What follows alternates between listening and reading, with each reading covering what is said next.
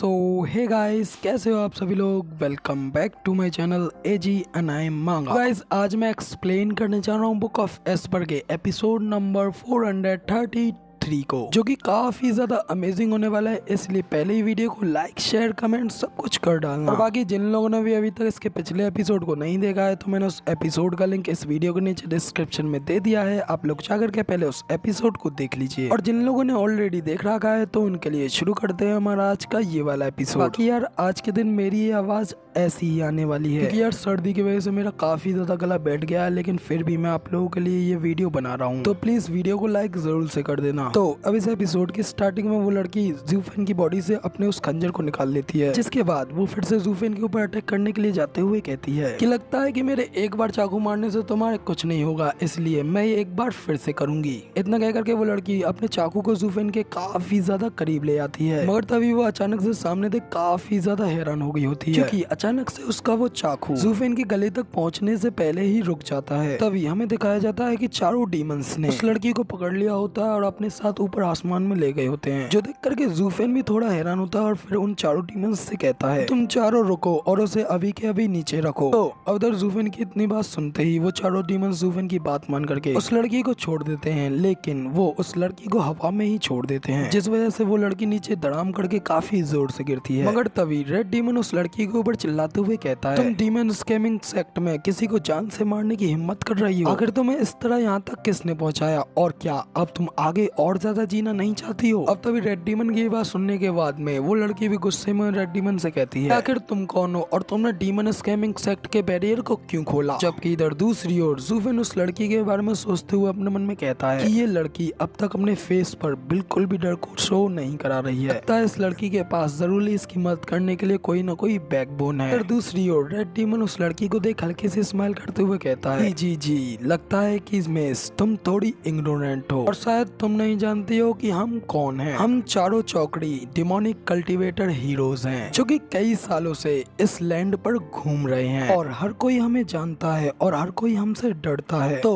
अब तभी चारों डीमंस की बात सुनने के बाद में वो लड़की अपना मुंह बनाते हुए कहती है वेल मुझे नहीं पता कि आखिर डीमन स्कैमिंग सेक्ट में तुम जैसा भी कैसे हो सकता है, तुम जैसा इतना बेकार, इतना बेवकूफ, इतना स्कैरी कोई हमारे डीमन स्कैमिंग सेक्ट में कैसे हो सकता है। तो अब तभी उस लड़की की ये बात सुनने के बाद में चारों डीमंस काफी ज्यादा गुस्सा हो जाते हैं और चिल्लाते हुए उस लड़की से कहते हैं कि हे तुम पागल लड़की, क्या तुम खुद अपने आप को बिना मुंह के देखना चाहती हो। तभी दूसरा कहता है कि व्हाट द हेल, हम इस लड़की को इतनी आसानी से नहीं छोड़ सकते, हम चारों को इसे अभी के अभी टुकड़ों में बांट देना चाहिए। तभी तीसरा कहता है कि हाँ चलो इस लड़की को अभी के अभी 8 या फिर 16 टुकड़ों में बांट देते हैं। कह करके वो चारों डीमंस गुस्से में आगे बढ़ ही रहे होते हैं कि तभी वहाँ पे उस लड़की की एक सीनियर सिस्टर आ जाती है कि उन चारों डीमंस को देख उनसे कहती है ओ 4 एग्जीक्यूटिव्स, आखिर आप लोग इस तरीके से दरवाजे पर क्यों झगड़ रहे हो, और क्या आप चाहते हैं कि एक बार फिर से कोई एल्डर आपको देखे और आपको फिर से हमेशा के लिए लाइटनिंग प्रिजन में कैद कर दे। तो अब तभी अपनी सीनियर सिस्टर को देख वो लड़की भी उससे कहती है कि सीनियर सिस्टर क्या सचमुच ये हम में से ही एक हैं, और क्या आपने ये नहीं कहा कि आप उन्हें नहीं जानती हैं। तो अब तभी वो सीनियर सिस्टर हंसते हुए उस लड़की से कहती हैं कि सिली गर्ल, ये चारों हमारे डीमन स्कैमिंग सेक्ट के बहुत ही ज्यादा फेमस 4 स्कैमिंग डीमंस हैं। ये लोग कुछ समय पहले ही यहाँ पे वापस आए हैं और अब ये 4 एग्जीक्यूटिव्स बन गए हैं। तुम उस समय डीमन डिमोनिक सेवियर में ट्रेनिंग करने के लिए सेकुलिज्म में थी। तो अब जब वो सीनियर सिस्टर उन चारों डीमंस की बात उस लड़की को बता देती है, तो रेड डीमन भी एकदम एटीट्यूड में कहता है कि हाँ ये बिल्कुल सही कह रही हैं। तभी वो लड़की फिर से अपना मुंह बनाते हुए कहती है कि क्या हमारा डीमन स्कैमिंग सेक्ट इतना ज्यादा खाली हो गया है कि यहाँ तक कि उन लोगों ने इन जैसे अजीब लोगों को भी एग्जीक्यूटिव्स बना दिया। अब उस लड़की की ये बात सुनकर रेड डीमन और भी ज्यादा गुस्सा हो जाता है कि अरे मुझे इससे बहुत ही ज्यादा नाराजगी है, तुम्हें क्या लगता है कि मैं यहाँ पर कोई नया हूँ कि हमें और ज्यादा गुस्सा मत दिलाओ वरना तुम आज यहाँ पर नहीं बच पाओगी। मैं कह करके रेड डीमन आगे बढ़ रहा होता है कि तभी उसके कंधे पे हाथ रख करके उसे रोक देता है और उससे कहता है कि लगता है कि ये मिस बहुत ही ज्यादा ज्यादा ब्लंट हैं, इसलिए इन्हें अभी फिलहाल जाने दो। इतना कह करके फिर जूफिन आगे बढ़ता है और कहता है अब क्योंकि मैं अब यहाँ पर नया हूँ तो आखिर तुम मुझे इन लवली लेडी से इंट्रोड्यूस क्यों नहीं करवा देते। तो अब उधर जूफिन के इतना कहते ही रेड डीमन हैरानी से जूफिन की ओर देखता है और अपने मन में कहता है कि आखिर कब से स्टीवर्ट जू को वुमेन्स में इतना इंटरेस्ट आने लग गया, और मैंने तो ऐसा कभी भी नहीं सोचा था कि मैं स्टीवर्ट जू को कभी ऐसा कहते हुए सुनूंगा, पर ठीक है कोई बात नहीं। तो अब उधर जूफिन के बारे में इतना सब सोचने के बाद में रेड डीमन सीनियर सिस्टर की ओर इशारा करता है कि वो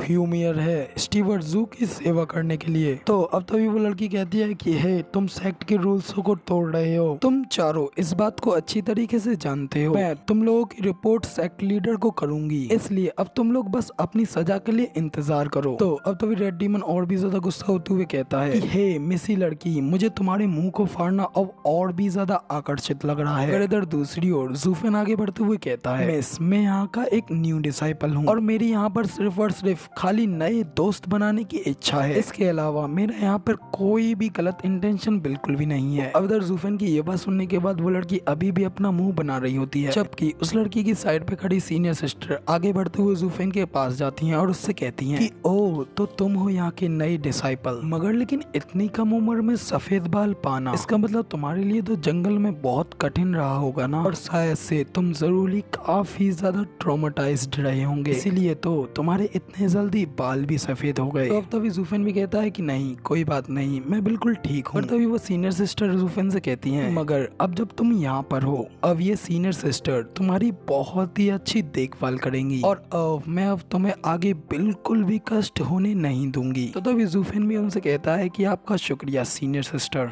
जबकि रेड डीमन उससे कहता है मेयर अब जब ये तुम्हारी टेक केयर में है तुम्हारे लिए बेहतर होगा कि तुम इनको बिल्कुल भी नेग्लेक्ट ना करो। तो मेयर भी हल्की से स्माइल करते हुए कहती है कि मैं आखिर इतने प्यारे जूनियर ब्रदर को भूलने का साहस कैसे कर सकती हूँ, मगर लेकिन आखिर तुम इसे स्टीवर्ट जू क्यों कह रहे हो, क्या इसका वो नाम है। तो जूफिन कहता है कि नहीं, मैं इससे पहले एक क्लैन का सिर्फ एक स्टीवर्ट था और मेरा नाम जूफेन है। अब तभी मेयर कहती है कि अच्छा जूफेन, सचमुच तुम्हारा नाम तो बहुत ही ज्यादा अच्छा है, एकदम आउटस्टैंडिंग और अमेजिंग। तो अब तो भी रेड डीमन कहता है कि हाँ ऑफ कोर्स स्टीवर्ट जू एकदम ऑलमाइटी हीरो हैं जिन्हें कि हमारे सेक्ट लीडर ने खुद पर्सनली यहाँ पर इनवाइट किया है। वो कम से कम एक एलाइट फ्यूचर सेक्ट लीडर हैं जिन्हें कि ये एक अच्छा नाम दिया गया है। तो अब तभी सेक्ट लीडर के द्वारा खुद पर्सनली जूफिन को इनवाइट करने की बात सुन करके मेयर भी काफी ज्यादा हैरान होते हुए अपने मन में कहती हैं कि क्या खुद सेक्ट लीडर ने इसको पर्सनली इनवाइट किया है। सोचने के बाद मेयर मनी मन काफी ज्यादा हंसने लगती हैं और अपनी एक गहरी अदा में कहती हैं कि सचमुच ये लड़का